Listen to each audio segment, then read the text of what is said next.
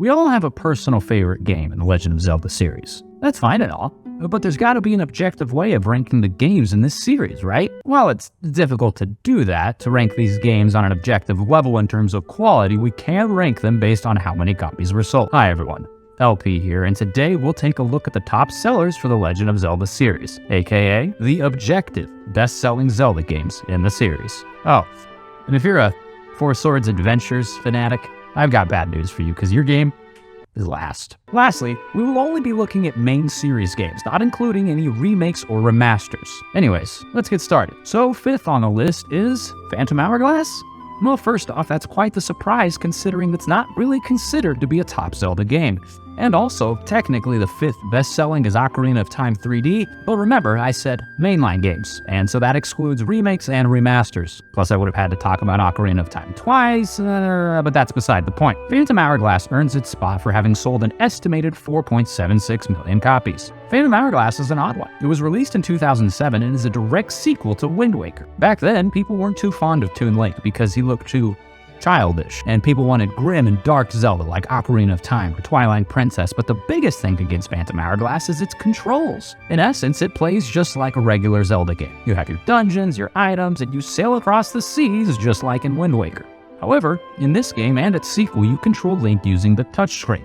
You point to where you want to move him using your stylus, interact with items and NPCs by tapping them, and fight enemies by pointing at them. When sailing, you carve a path on a map and the boat will follow it. You can also fight enemies by shooting them with your cannon. Another knock people have on Phantom Hourglass is the Temple of the Ocean King. This particular temple is actually cursed, and as a result, anyone who enters it slowly loses their health. Link has to enter that dungeon to collect sea charts. The more he collects, the more Link can explore the world. However, the curse means that Link cannot stay very long in the dungeon, and that means that the player has to frequently return to that dungeon, making incremental progress every time. Many people disliked that, especially since you had to revisit the place at least 5 times. In a way, many thought that the game was meant for casuals with its control schemes and not really for hardcore fans of the series. And yet, Phantom Hourglass not only did well financially, it did well critically at release. It has a 90 aggregate score on Metacritic with a 7.9 user score. At release, many thought it was one of the best DS games to release that year, even outright winning the honor from IGN and GameSpy. People cited the controls as not a weakness, but instead an innovation, and that it was a breath of fresh air that really took advantage of what the DS had to offer.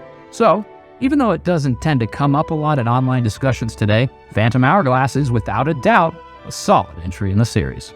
Next on the list is the original Legend of Zelda game, with an estimated 6.51 million units sold. Released in 1986, this is where everything started. Link, Zelda, Ganon, Hyrule, Octoroks, everything that would go on to form the series that we know and love today started with this little thing. What made the OG Zelda so good? Well, everything, really. The music by Koji Kondo was especially seen as revolutionary at the time. The graphics managed to convey a real fantasy world straight out of a book or fairy tale. The open world approach gave players freedom to take the game at their own pace, explore whatever they wanted to explore, and do anything in the order that they wanted to. The dungeons with their intricate puzzles were something players hadn't seen before and completely blew their minds. And that's the thing. You look at the game nowadays and it's hard to see all of that. But remember, this was 1986.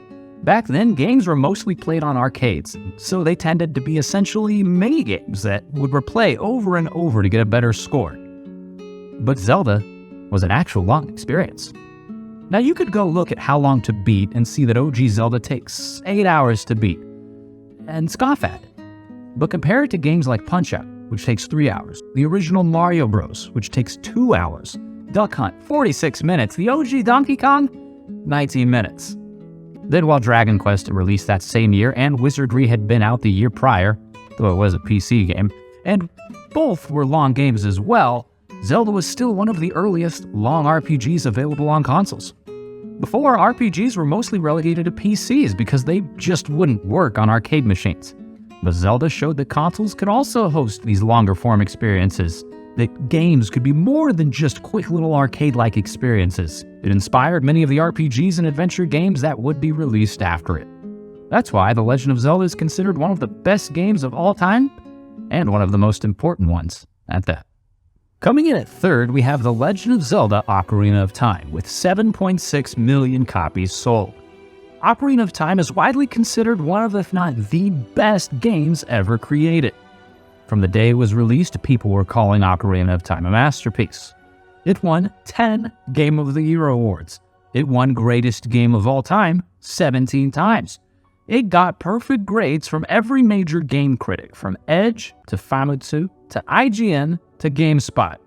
It is to this day the highest rated game on Metacritic with a ridiculous 99 Metascore and a user review of 9.1. For many, the game is basically flawless. If you ask Zelda fans their favorite anything, chances are something from Ocarina of Time will make the cut.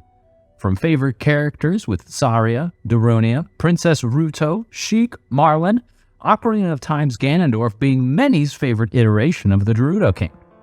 For favorite musical theme, you have Hyrule Field, Zelda's Lullaby, Kokiri Forest, Gerudo Valley, Song of Storms. Favorite dungeons, you have the Forest Temple, the Spirit Temple, the Shadow Temple, heck, some people even like the Water Temple. Ocarina of Time's Ganon's final boss fight is often considered the best in the series, while Phantom Ganon and Twin Rover are favorites for regular boss fights and Dark Link for mid-bosses. And for its time, Ocarina of Time was amazing graphically. It was 1998. At that time, games were making the jump from 2D to 3D, and not all of them succeeded. Then you have this game that showcases its fantasy world with a large field, big dungeons, a lively castle town, and all of that in 3D. It was some never-before-seen kind of stuff. Ocarina of Time's impact on gaming is undeniable. It has inspired many games like Grand Theft Auto, Okami, Soul River, Legacy of Kain, Dark Souls, Shadow of the Colossus, and the list goes on. It's such a great game, and you could play it right now and it still holds up wonderfully. It truly deserves its moniker of masterpiece. And even though it is only third on the list, it has been re-released multiple times on the Wii Shop, the Wii U eShop, the 3DS Remaster, and on Switch, so if these numbers were considered, it would surely be higher. The game that comes up just short of first place is none other than The Legend of Zelda Twilight Princess, with an estimated 8.7 million units sold. Twilight Princess had a lot of hype behind it. A few years before its release, Nintendo had showcased a Zelda tech demo, meant to wow people with the power of the GameCube. The demo was dark and felt like a sequel to Ocarina of Time, and so obviously everyone thought that this was the next Zelda game. But then, Wind Waker released, and many were disappointed. Seeing Wind Waker's colorful toon art style, they wanted a dark, gritty, mature Zelda game, not this childish nonsense. Their prayers would be answered with one of the best E3 moments of all time, the official release of Twilight Princess. There it was, that mature, dark fantasy sequel to Ocarina of Time, a game meant for hardcore fans of the series. No matter what you might think of Twilight Princess's art style, whether you love it or like Wind Waker's better, there's no denying that it helped create a game with a unique atmosphere. It's a bit like Majora's Mask in that sense, in that the washed out and dulled colors help create an unsettling world that really pulls you in. Now that's enough of the graphics. What about the game? Well, it might feel like I'm repeating myself, but Twilight Princess is widely considered one of the best games ever made. It really follows Ocarina of Time's footsteps in that regard. At release, it was considered Game of the Year, winning the honor 9 times. It got perfect ratings pretty much everywhere. It had the highest Metacritic score for games released in 2006, and its current score of 95 puts it in the upper echelon. People loved Twilight Princess. People loved Midna. People loved Twilight Princess's Ganondorf. People loved the City in the Sky, Snow Peak Ruins. The Arbiter's Grounds, the boss fights like Star-Lord, Bulbin King, and Argarok are iconic. The final fight against Ganondorf is another contender for best in the series.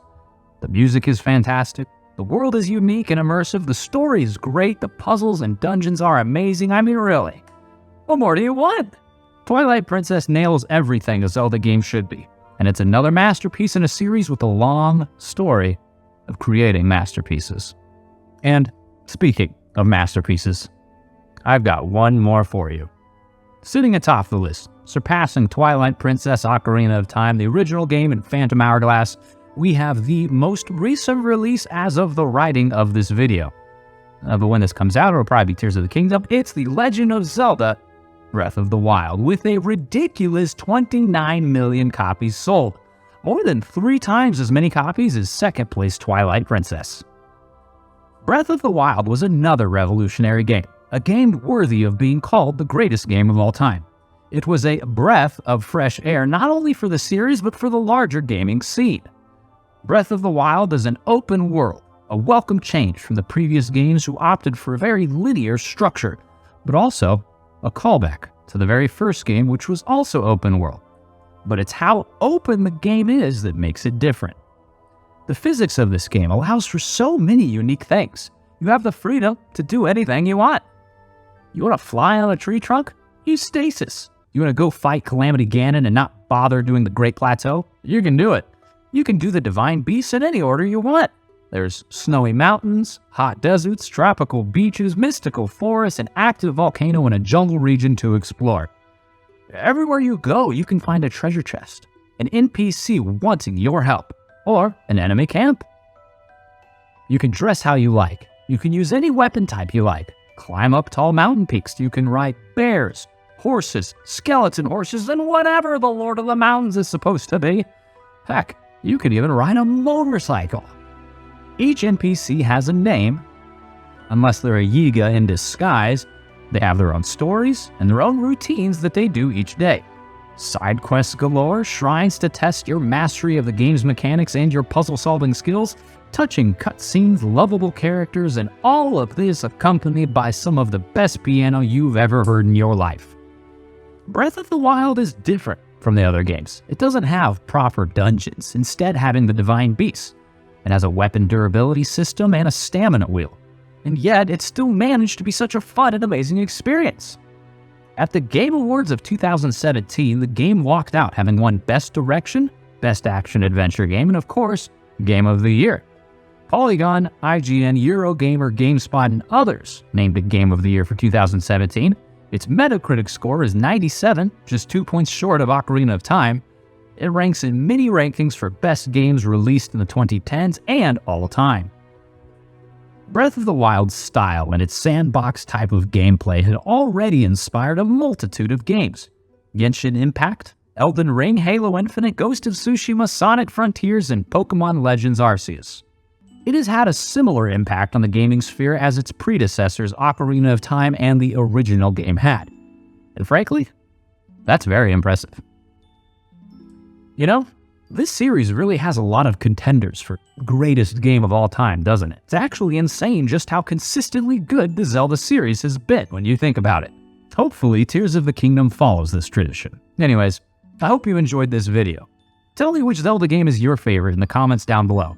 This was LP, and I hope to see you in the next video.